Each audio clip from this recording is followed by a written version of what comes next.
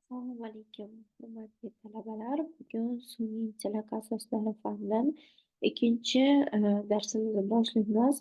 Ikkinchi darsimizda biz ma'lumotlarni tahlil qilish bosqichlari haqida gaplashib o'tamiz. Ma'lumotlar to'plamini tahlil qilishda bir necha muhim bosqichlardan iborat. Bu jarayon to'g'ridan-to'g'ri amalga oshirilgan taqdirda ma'lumotlar to'plami haqida biz qimmatli ma'lumotlarni olishimiz mumkin bo'ladi. Bular ma'lumotlar manbai, ma'lumotlar turlari, ma'lumotlar hajmidan iborat bo'ladi. Ya'ni birinchi qadamda biz ma'lumotlar to'plami manbasini aniqlashimiz kerak va ma'lumotlar to'plami qayerdan olinganligi, qanday usulda to'plangan va qanday ma'lumotlarni o'z ichiga olganligi haqidagi mm, ma'lumotlar bazasiga ega bo'lishimiz kerak. Bundan tashqari ma'lumotlarda turi ma'lumotlar to'plami qanday turdagi ma'lumotlarni o'z ichiga olgan? Raqamli, matnlimi yoki ikkalasi hammi? Ma'lumotlar to'plami qanday tuzilganligi haqida ma'lumotga ega bo'lishimiz kerak. Ma'lumotlarda hajmi ma'lumotlar to'plami qancha ma'lumotni o'z ichiga oladi? Ma'lumotlar hajmi tahlil qilish usulini tanlashda qay biri muhim rol o'ynaydi? Shuni biz ajratib olishimiz kerak bo'ladi. Xususiyatlarni yaratish jarayonida biz xususiyatlarni tanlash, xususiyatlarni yaratish va xususiyatlarni tayyorlash bosqichlarini amalga oshiramiz.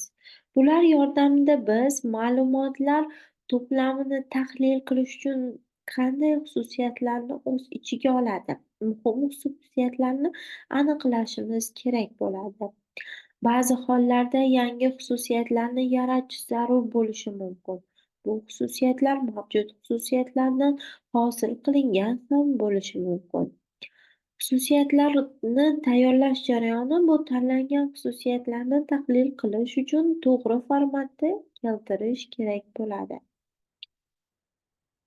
Ya'ni biz ma'lumotlarni tozalash jarayonida noto'g'ri ma'lumotlarni olib tashlashimiz kerak, takrorlanadigan qiymatlarni olib tashlashimiz kerak va yo'qolgan qiymatlarni olib tashlashimiz kerak bo'ladi.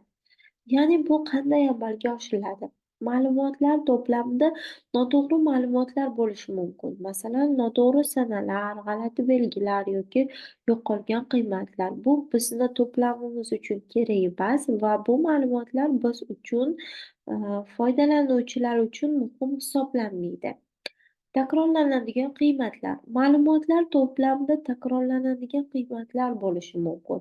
Bu ma'lumotlar tahlil qilish jarayonida xatoliklarga olib kelishi mumkin. Shuning uchun bizga ma'lumotlarni tozalash jarayonida takrorlanadigan qiymatlar takrorlanmasligiga e'tibor berishimiz kerak.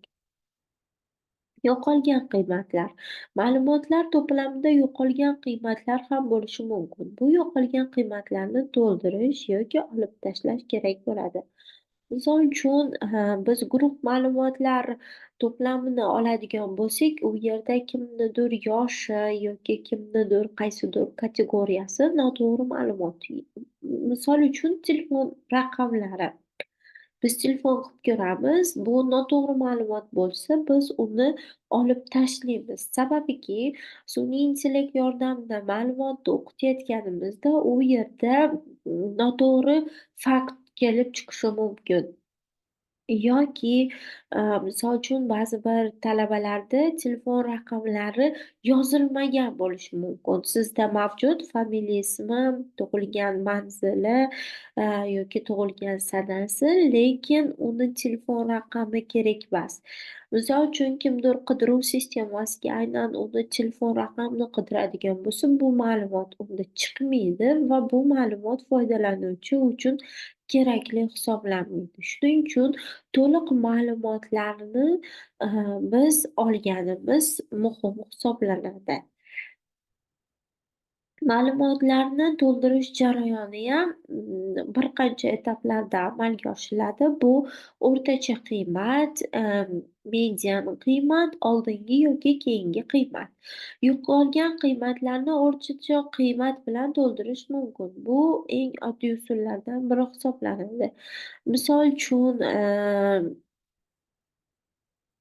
biz, biror bir obyekt haqida gapiradigan bo'lsak, uni oldingi va keyingi obyektlarga o'sish yoki pasayish tartibidagi, qiymatini keltirib o'tishimiz mumkin. Median qiymat bu yo'qolgan qiymatlarni median qiymati bilan to'ldirish mumkin. Bu usul o'rtacha qiymatga qaraganda kamroq ta'sirli usul hisoblanadi. Oldingi yoki keyingi qiymatga qarash bu yo'qolgan qiymatni to'ldirish mumkinligidan darak beradi. Bu usul vaqt seriyalari ma'lumotlar uchun mos keladi. Misol uchun, bir talaba o'tgan yili, eee, 2 kurs bo'lgan, keyingi yili 4 kurs bo'ladi. U aynan hozir 25-26 o'quv yilida 3 kursligini tasdiqlashimiz mumkin bo'ladi. Qiymatlarni diskretlash usullari mavjud. Bu kategoriyali qiymatlar, intervalli qiymatlar va qiymatlarni guruhlash tartiblaridan iborat bo'ladi. Raqamli qiymatlarni kategoriyalari, qiymatlarga aylantirish mumkin. Masalan, yoshni yosh guruhga bo'lish mumkin. Intervalli qiymatlar esa raqamli qiymatlarni interval qiymatlarga bo'lish mumkin. Masalan, daromadni daromad darajalariga bo'lish mumkin. Misol uchun, yuqori daromad oladigan kasblar yoki quyi daromadga ega kasblar ro'yxati va shu ko'rinishdagi ma'lumotlar bazasini tashkil etishimiz mumkin.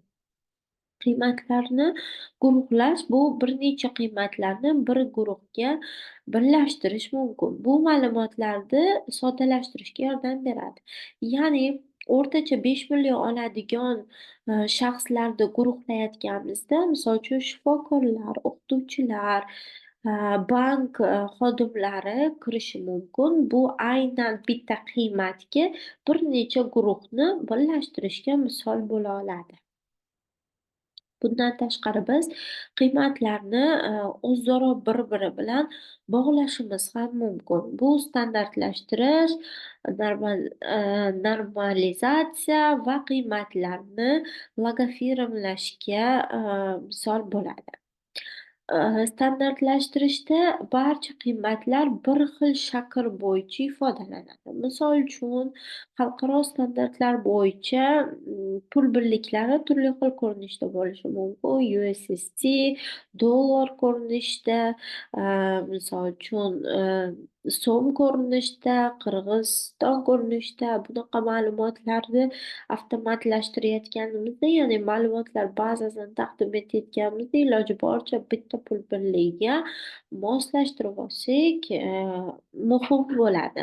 Bundan tashqari, barcha qiymatlar 0 va 1largacha bo'lgan oraliqda ifodalash. Ya'ni, sizda, biror bir qurilma mavjud bo'lsa 1, qurilma mavjud bo'lmasa 0 qilib kategoriyalarga ajratib olishingiz mumkin.